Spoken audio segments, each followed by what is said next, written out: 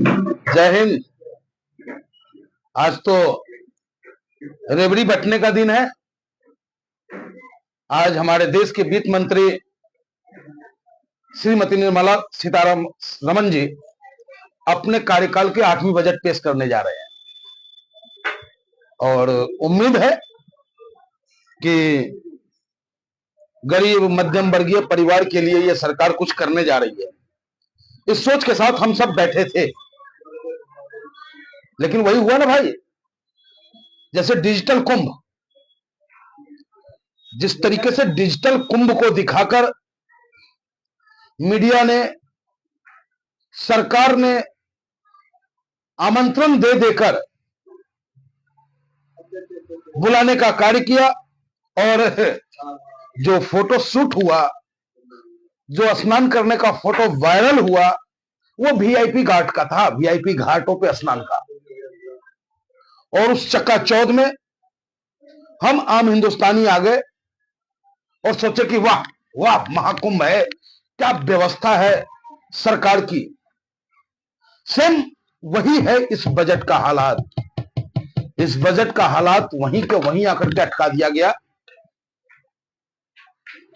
कि गरीब और मध्यम वर्गीय परिवार खुद को ठगा हुआ महसूस कर रहा है। यह बजट ढाक के 3 पात है। इस बजट से गरीबों को खून के चूसने की पूरी तैयारी है। यह बजट सिर्फ धनाढ्यों के लिए यह बजट है। इस बजट से किसान नाखुश है, इस बजट से छात्र नाखुश है, इस बजट से बेरोजगार नाखुश है और मध्यम वर्गीय परिवार, जैसे कुंभ में मध्यम वर्गीय परिवार हौसला कर कहीं से पैसे इकट्ठे कर वहां पहुंचता है, लेकिन वहां जो हालात का सामना करना पड़ा, कई तो असमय ही काल के गाल में समा गए। उसी तरीके से यह बजट है।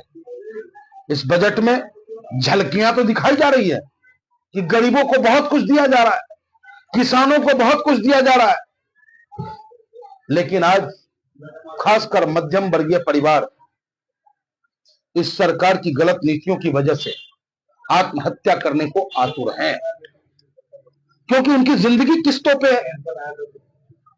फ्लैट है तो किस्तों का, गाड़ी है तो किस्तों की, मोबाइल है तो किस्तों की, और सैलरी कम। 8 घंटे की जगह 18 घंटे जॉब करने को मजबूर।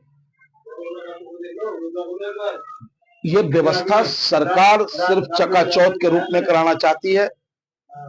यह बजट कहीं से कहीं तक आम हिंदुस्तानियों के हित में नहीं है।